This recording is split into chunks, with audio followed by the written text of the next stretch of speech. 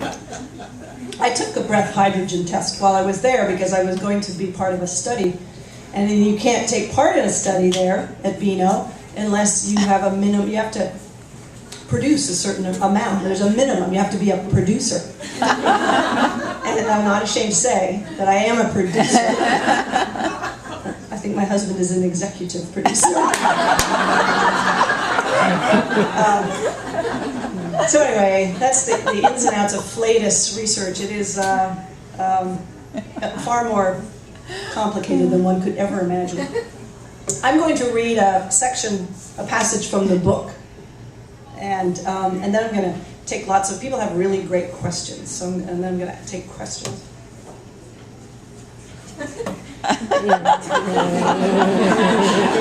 He's been to Burger King. Or something. Okay.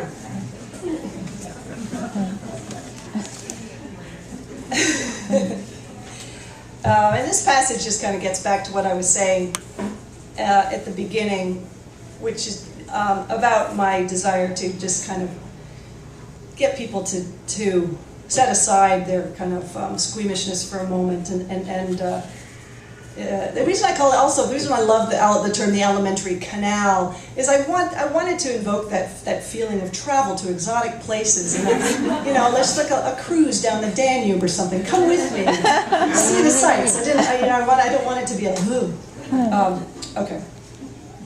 Those who know the human gut intimately see beauty not only in its sophistication, but in its inner landscapes and architecture.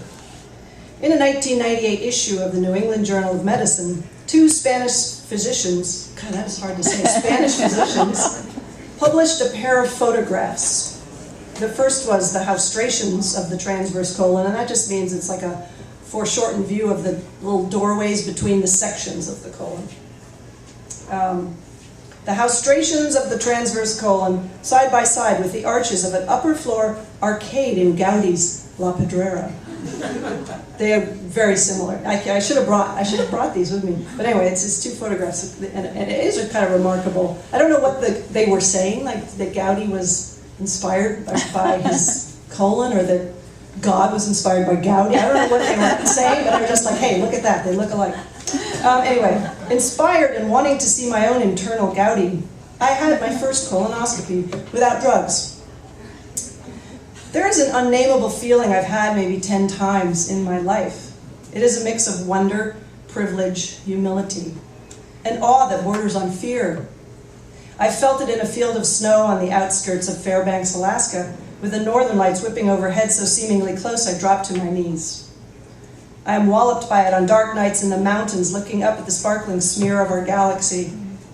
Laying eyes on my own ileocecal valve, peering into my appendix from within, bearing witness to the magnificent complexity of the human body, I felt, let's be honest, mild to moderate cramping.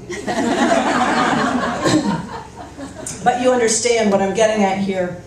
Most of us pass our lives never once laying eyes on our own organs, the most precious and amazing things we own.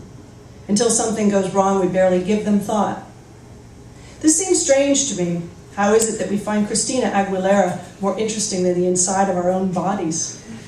It is, of course, possible that I seem strange. You may be thinking, wow, that Mary Roach has her head up her ass. To which I say, only briefly and with the utmost respect. Thank you.